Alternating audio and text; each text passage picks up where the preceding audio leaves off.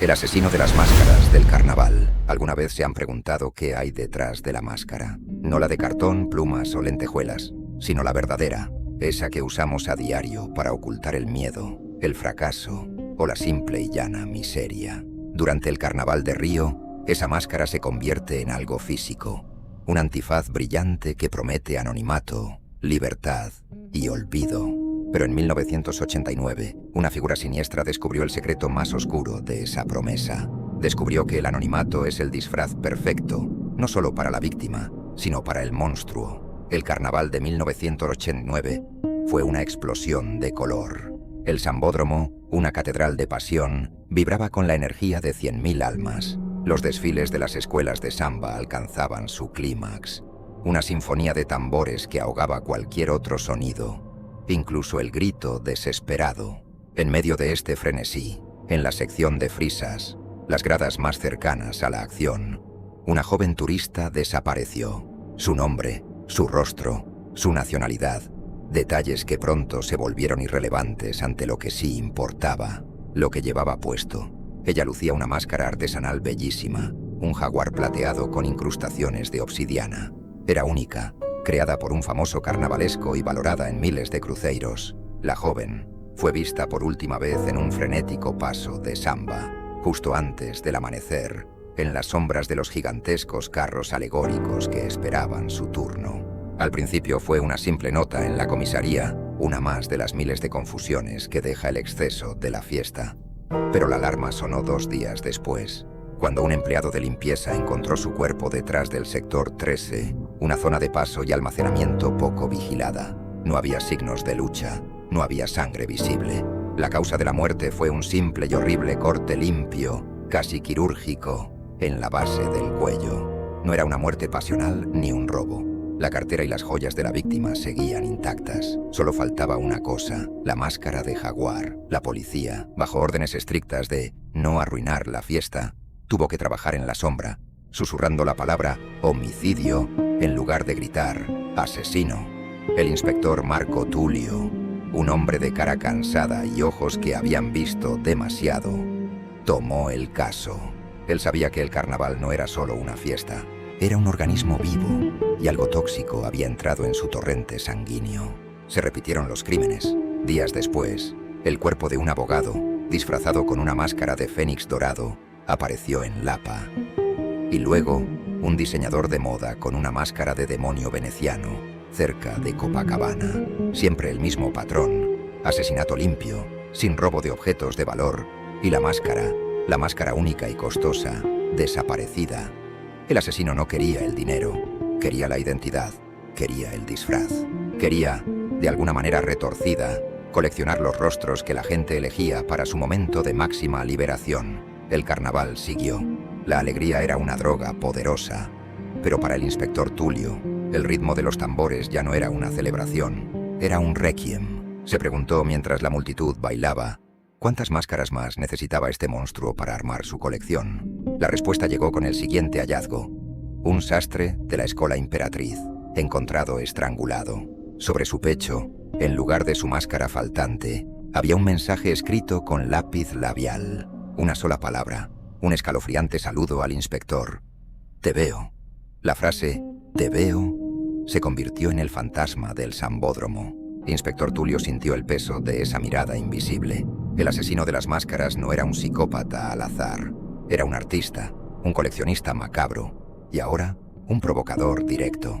El carnaval se encontraba en su punto más álgido, el desfile principal, y las autoridades estaban aterrorizadas de que la prensa destapara el escándalo. La orden fue simple y brutal: detenerlo antes del miércoles de ceniza o el carnaval, y quizás sus carreras terminarían en desgracia. Tulio se sumergió en el mundo de los carnavalescos, los creadores de disfraces y alegorías. Había un denominador común entre las víctimas.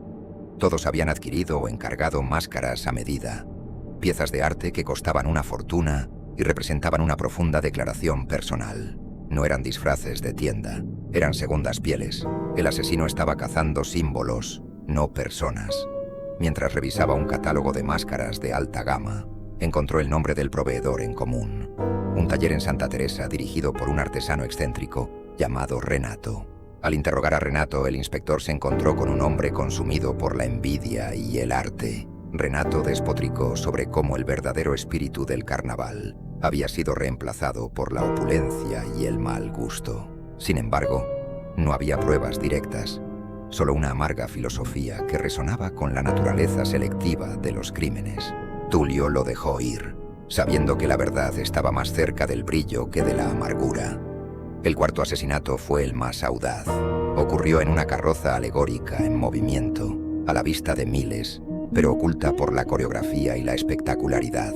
La víctima era un director de banco, vestido como un dios del mar con una máscara de concha iridiscente.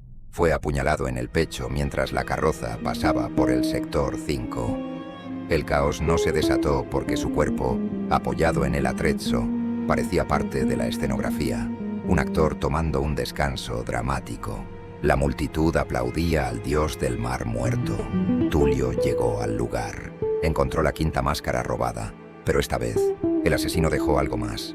Un trozo de papel de seda finamente bordado, el tipo usado para forrar el interior de las máscaras, con un verso escrito a mano. O culto dizia a minha arte, para quem não tem rosto, roubo aparte. Esto confirmaba la teoría. El asesino se sentía invisible, sin identidad, un fantasma en su propia fiesta, y robaba las identidades más fuertes y más visibles como un acto de venganza estética. La policía montó una operación sin precedentes para la última noche. Agentes encubiertos, vestidos con las máscaras más caras y llamativas, deambulando por las zonas de sombra, actuando como cebo. La trampa estaba lista. Al filo de la medianoche, en un callejón oscuro detrás de los camerinos, un agente de paisano, que llevaba una elaborada máscara de búho, notó una figura que lo seguía, vestida con un simple pero inconfundible traje de Pierrot blanco. El Pierrot se movía con una gracia aterradora. El agente se giró, listo para la confrontación, pero antes de que pudiera sacar su arma, el Pierrot se movió con una velocidad antinatural. No hubo lucha, no hubo forcejeo, un instante de silencio roto solo por la música distante. Cuando llegó el apoyo, el agente estaba tendido en el suelo, vivo, pero inconsciente, envenenado con una sustancia paralizante. El Pierrot se había ido. Lo trágico de ese encuentro no fue la parálisis del agente, sino el mensaje dejado en el suelo, pintado con pintura dorada de carroza alegórica. Você me esperaba, eu te via, tú me esperabas, yo te veía. La trampa había fallado. El coleccionista de sombras no solo se había escapado, se había reído de ellos. Llegó el desfile de las campeonas, la noche final, la noche que lo consagra todo. Río estaba agotado, pero la necesidad de celebrar era más fuerte que el miedo. Tulio sabía que esta era la última oportunidad. La frustración y la humillación de la noche anterior lo habían dejado al borde del colapso, pero también con una certeza: el asesino, este Pierrot invisible, atacaría de nuevo, buscando la pieza final, la más espectacular. Tulio revisó los perfiles de todos los carnavalescos despedidos, los artistas resentidos y los que habían quebrado por envidia. Se detuvo en un nombre: Osvaldo, un diseñador de máscaras que había sido expulsado de su escuela de samba por falta de visión y ser demasiado obsesivo con el detalle. Osvaldo había desaparecido del circuito un año antes, jurando venganza contra aquellos que, según él, habían prostituido el arte de la máscara. Su firma artística era una pequeña flor de lis de seda que siempre cosía en el forro interno de sus piezas, la misma flor de lis que Tulio había encontrado en el trozo de papel de seda del último asesinato. El inspector sabía dónde buscaría el asesino, el único lugar donde el arte era tan puro y la ambición tan alta: el desfile de la escuela de samba Villa Isabel, famosa por sus disfraces teatrales y sus máscaras que desafiaban la gravedad. Tulio se apresuró a entrar en el sector de concentración, la antesala del Sambódromo, un laberinto de maderas, cables y disfraces gigantes.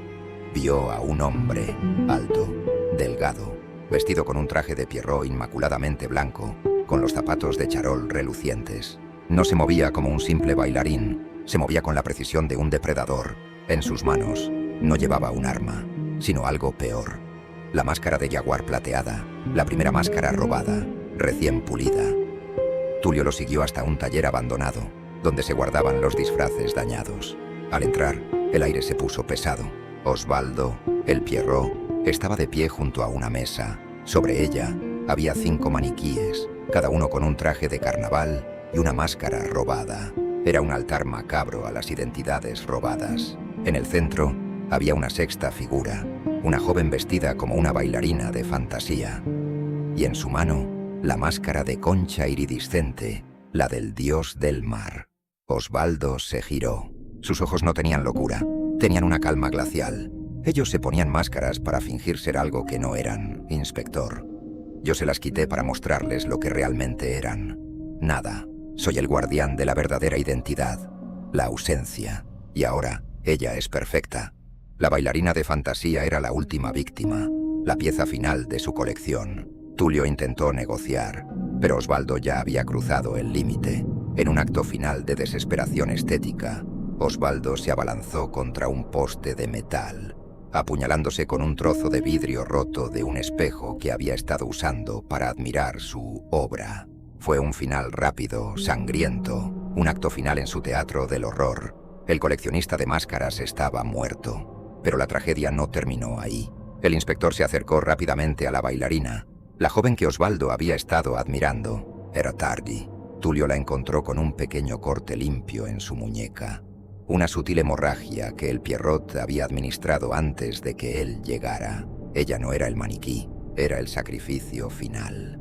El caso del asesino de las máscaras quedó oficialmente sin resolver en los archivos, cerrado como un suicidio con víctimas previas. Río respiró aliviado al no ver el escándalo, y el brillo de los tambores pronto se superpuso al silencio de los muertos.